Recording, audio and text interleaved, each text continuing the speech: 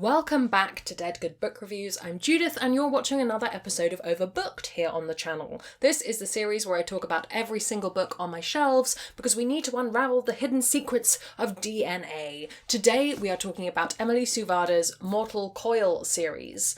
I pointed at that very badly, but it is what we're talking about. Some quick disclaimers before we start. I had a review copy of book 2 in this series. The other 2 books I bought myself, regardless of where books come from. Nobody's paying me to talk about books and all opinions are my own. I'm going to keep this as spoiler-free as humanly possible while still talking about all 3 books in the series. If you do want to go in knowing absolutely nothing, pause this video, come back when you've read them, we'll talk then, and I will link the story graph for the book below in case you want to check out any user-generated content warnings. One I will mention from the top is if you have body horror elements that you don't like, the idea of wires in your skin, not a book for you. This is a YA sci-fi dystopian thriller trilogy that originally came out between October 2017 and January of 2020. The books are This Mortal Coil, Book 1. This cruel design, this is an ARC copy, but imagine with the cover that had the title on it. And also This Vicious Cure, which I always read as This Viscous Cure.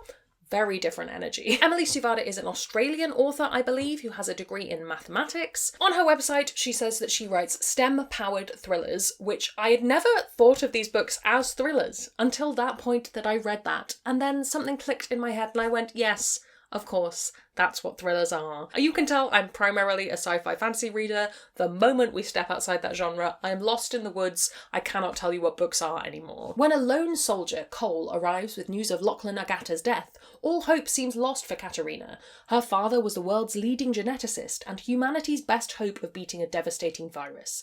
Then, hidden beneath Coil's gene-hacked enhancements, she finds a message of hope. Lachlan created a vaccine, but only she can find and decrypt it if she can unravel the clues he left for her. The closer she gets, the more she finds herself at risk from Cartaxis, a shadowy organisation with a stranglehold on the world's genetic tech. But it's too late to turn back. There are 3 billion lives at stake, 2 people who can save them, and one final secret that Kat must unlock, a secret that will change everything. You can go this side, it's not in order. But we'll cope. One of the things that I really like about this series is that fast-paced thriller energy. I found it really readable. I found myself going in thinking, oh, I'll just quickly read 100 pages or so just to progress. And by the time I realised I had read 200 pages and some of the day was gone. As I've said, I don't read a lot of thrillers. I don't know how that compares to other similar books, whether it would feel slow, whether it would feel too fast. It's a pleasant change of pace for me. One of the things that I think Emily Suvada does really well in that is the cliffhangers at the end of the chapters. They are the kind of books where you need to read one more chapter because the previous one has ended in such a way that you desperately need to keep going to find out what's happening. And it manages to do that without feeling self-aware or feeling like a tiring read. It balances that pacing really well. One of the big reasons I like this series is that they are incredibly readable. One of the reasons I have kept them for as long as I have is that every time I've reread them, I've had a great time, I've wanted to keep reading, I've wanted to power through to the end.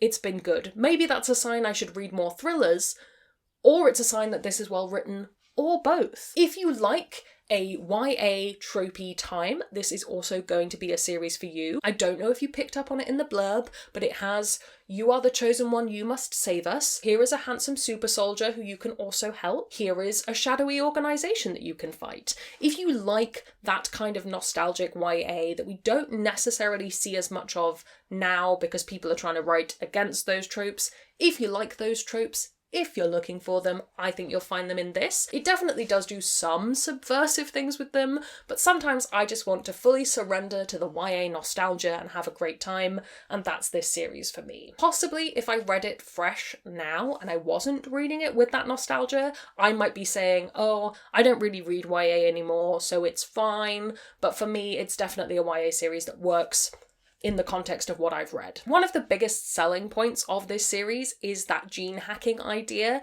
This is a world where people have fixed all problems because everyone is now just hacking their genes, diseases are cured, people are saved. And that's another example of a YA dystopian world where we look at the things that are definitely fixed, right, and find the broken things in them and have these issues of proprietary technology and all of that kind of stuff. It's something that's come up a lot in books I've read recently, and I've very much been enjoying it. Much like Victory is Greater Than Death or something like Scythe, I very much enjoyed the way that a world that was operating on this scale, where you've got this technology, if everyone had it, what would the world be like? And what philosophical things would humanity find to have issues with? It's a really enjoyable read in terms of that, and that's definitely something you see most of in book 2, I would say. Book 2 and moving into book 3. So if you're a person with an interest in ideas of medical tech and medical things being proprietary and all of that stuff, I would definitely recommend reading this. Obviously, if you're not here for YA romance stuff, this is not going to be a series for you. If you're not ready to get deeply into the emotional damage of teenagers who are having their first ever love, this is not going to be a series for you. I personally find I am sometimes very much here for it and sometimes it's a no, and I have yet to discover what it is that makes it a no for me. Maybe one day I'll do a project where I experiment with various different YA things and see if it's purely mood or if it has to be something I've read before. What gives, brain? Why do you like things and not like others? This works for me personally, it might not work for you. I do also think that having reread the entire trilogy, there is something of an unrelenting theme of self-sacrifice that isn't always my jam. I like characters to have a little bit of selfishness to them because a character that is consistently sacrificial can often feel very samey and a little bit, well, what are you going to do if you do make it out the other end? What happens then? Because you're just left a bit of a mess. I think it's something that, for instance, the Hunger Games balances really well, is Katniss's desire to survive, and this doesn't necessarily have that same bite to it. If you want a really self-sacrificial main character, however, this might be for you. And lastly, I think on reflection, some elements of this story could have gone a bit deeper, and it's something that we've also seen in other YA trilogies. There's not always time in this length of book, and not always time in this kind of story to really develop on those ideas of medical technology, of access to technology, of what a world outside of Katarina's direct country even looks like. What is the grander scope of this virus and its effect on humanity? We didn't necessarily get that, and I might have wanted it, but I can see why the book was shaped the way that it was. But if you're looking for a much deeper look into medical tech, can I recommend Annalee Newitt's Autonomous? I think it is absolutely fantastic and a really great look at that. If you do not want to read books about viruses after the events of the previous few years, not for you. Click away, don't read this. I mentioned Autonomous, I've already mentioned Scythe as a comparable book to this. I mentioned Victory is Greater Than Death. It's a very different story. It's YA sci-fi in space, but I like it in terms of the idea of a utopia and then finding the problems within that. Other than that, I am one of the people who has spent several years avoiding books about plagues, so I haven't read many similar things that have come out recently. Terribly sorry. I assume The Last of Us would have elements of that. I've not watched it because zombies creep me out as well. Have you read This Mortal Coil? Do you have plans to? Let me know down in the comments below. You can also leave any thriller recommendations you have, because maybe I need to step into the genre. Let me know. While you're down there commenting, if you haven't already, please do subscribe. It makes me feel loved and appreciated. You can also follow me on social media. Come hang out on Discord where we have chill chats about books.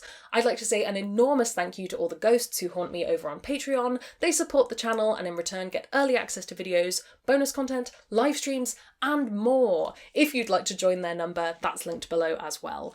Thank you so much for watching. That's all from me, and I will see you in the next one. There's gonna be some bloopers now. The dog's coming to visit, so we will just pause this author bio.